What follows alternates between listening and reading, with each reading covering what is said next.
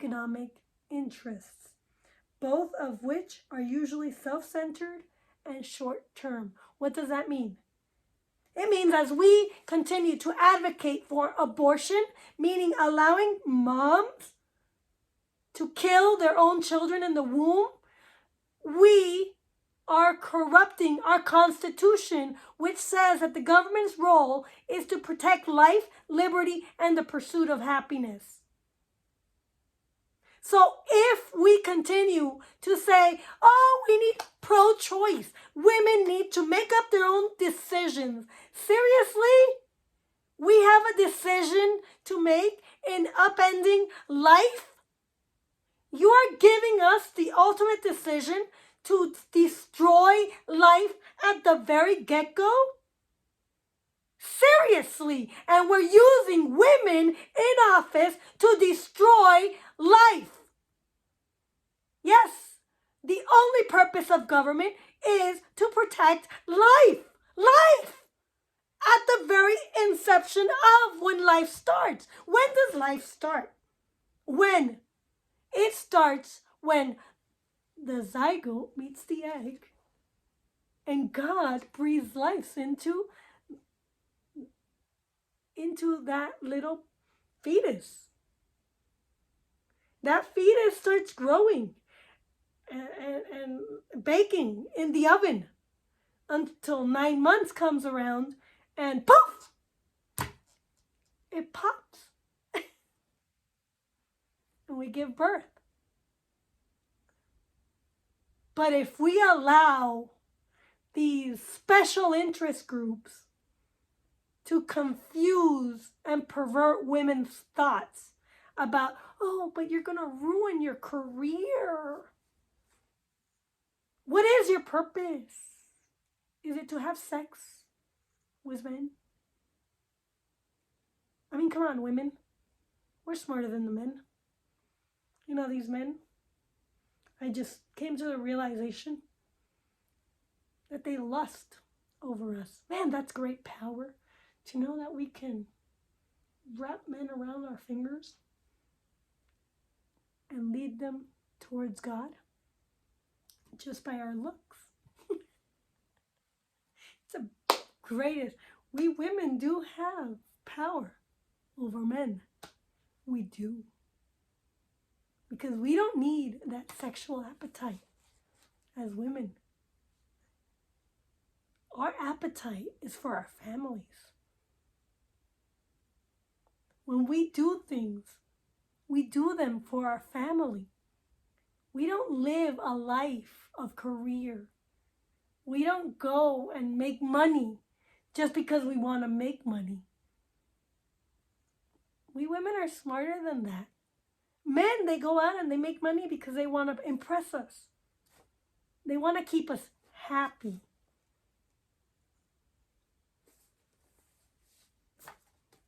That's my greatest insight, okay? It took me 2 months to figure that out. So, the humanist agenda was segregation and fragmentation for the family in order to render that institution irrelevant. That's what they're doing. They're trying to corrupt the family structure here in America. They're stripping away its traditional responsibilities, such as education, welfare, and care for the elderly parents. State-funded here in Colorado, oh my goodness, state-funded and state-mandated euthanasia and abortion is population control.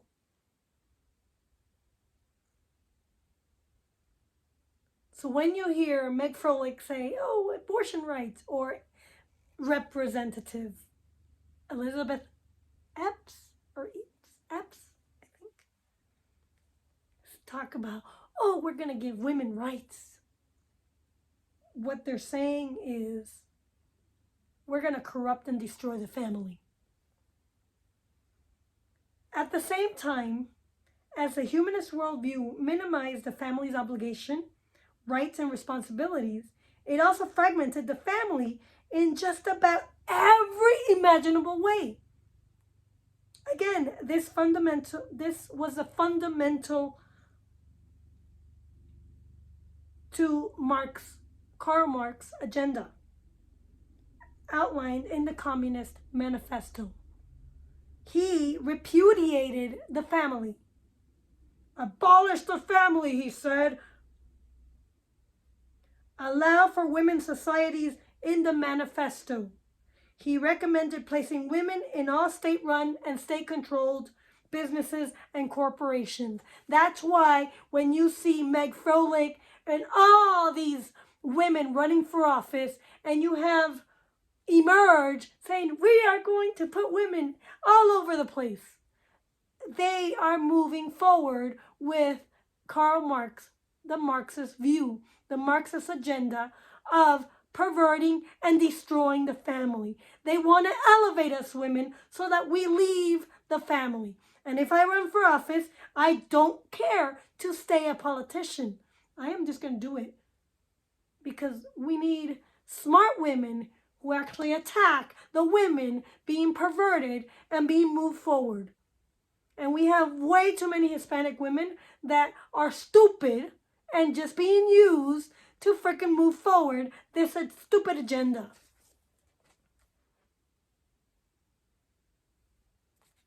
It's an evil agenda. Evil, pure evil. Allowing for women's societies. In his manifesto, he recommended placing all women in state-run and state-controlled businesses and corporations.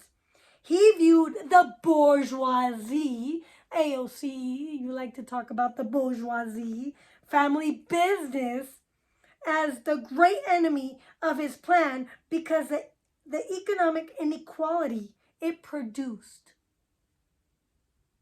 And more basically, because of the threat that family inheritance and family property imposed against the all-powerful state. Realize this, in Colorado, we still have smart people, smart individuals, but the state is trying to interpose itself in every fabric, in every single area of our life. So, as women were emancipated to work in their state-run and controlled corporations, most did not anticipate two negatives. The family became economically fragmented, and the freedom for families to operate their own businesses was curtailed.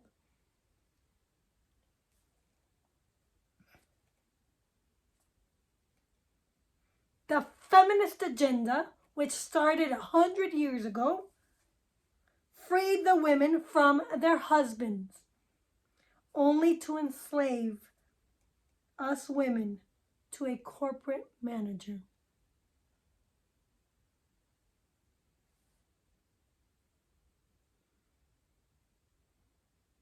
Society automized the individual.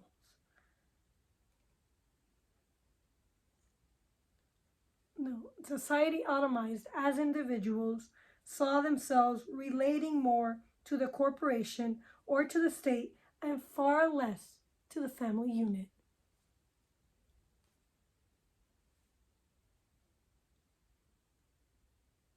Well, in 2006, for the first time in history, the nuclear family makes up fewer than 50% of American households. Today, in Colorado, 50% of women live on their own with their children. There is no husband. The family is disappearing. But this is not God's vision. God intended the women to be a helpmate, fit or appropriate to aid her husband in his dominion task. We are equals in our family structure. Men are called to listen to their wives. Some men are just stubborn. Yeah, some men are just stubborn. I'm a strong woman. Knock them down. No, knock your husbands down when they don't want to listen to you. Give you permission. I do. My husband doesn't get away with anything. He wants to. God then took the two and made them one flesh. You know, I didn't really get that when I got married. No, I didn't know that. So we are two individuals with different ideas and different habits. We become one flesh when we get married. This is why marriage is between a man and a woman, not two women or two men. Hello? You can't get married because you're not one flesh. Two women cannot be one flesh. Two men cannot be one flesh. So marriage is null and void if you even try to become one flesh.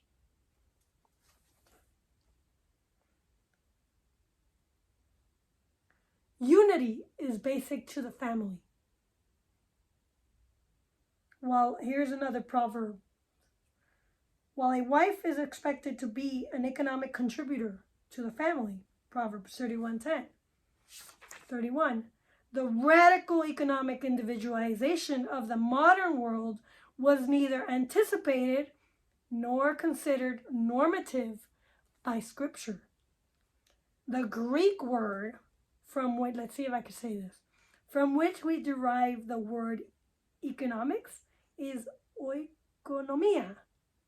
Did I say that right? Oikonomia.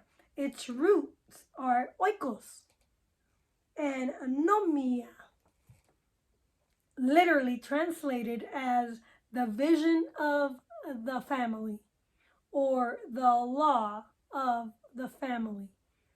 From the very outset of human society, the basic economic unit was the family, not the individual person.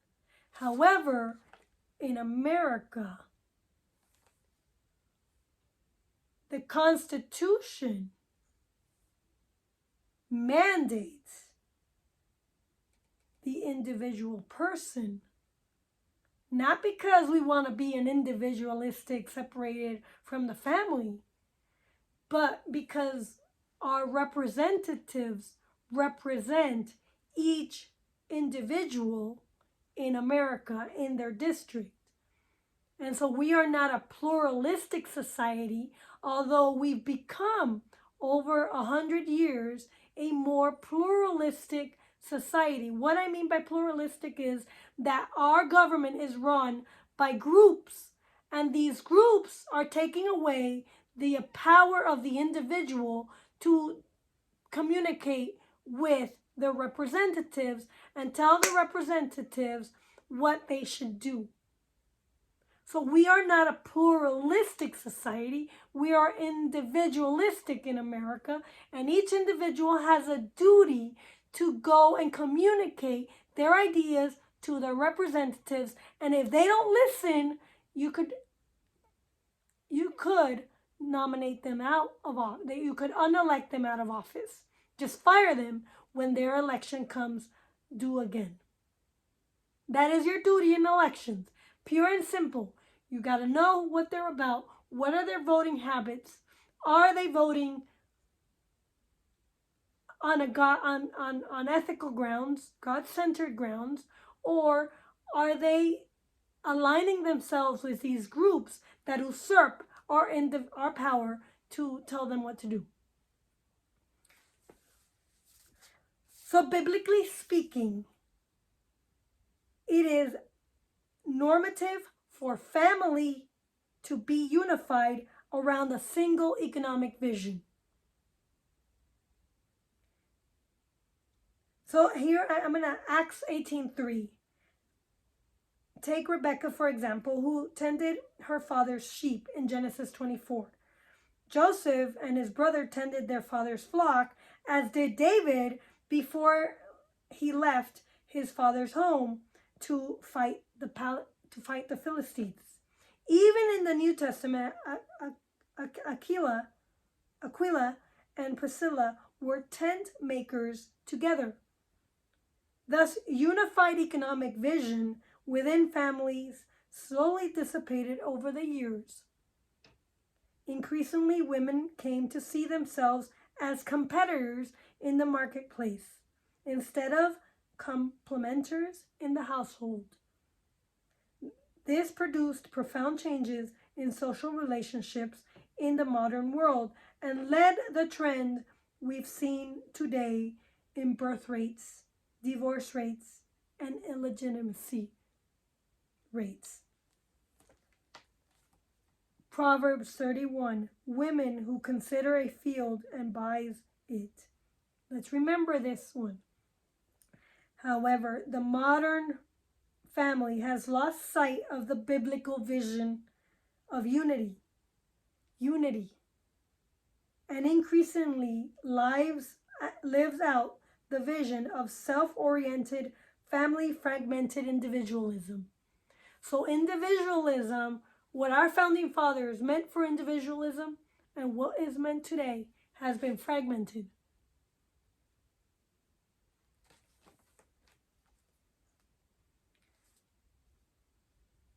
During the latter half of the 19th century, significant numbers of fathers left the family farm for corporations. By the end of the 20th century, 64% of children under 4 years old had made latchkey status, up from 6% a generation earlier, as their mothers joined the corporate workforce. So if you look at a lot of the movies, the old classic movies from the 1920s, I think Babyface is classic. You gotta watch Babyface, because in Babyface you could see this mothers joining the workforce so clearly.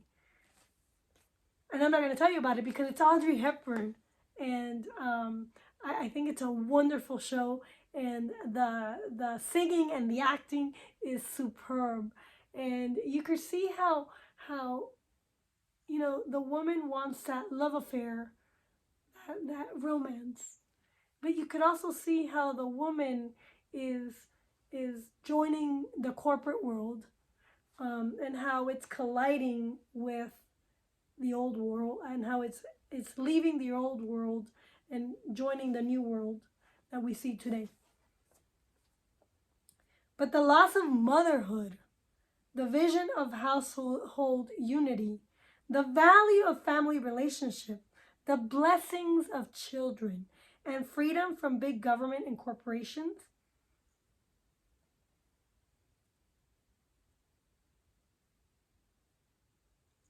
the problem is not women as economic producers, but it's all these things.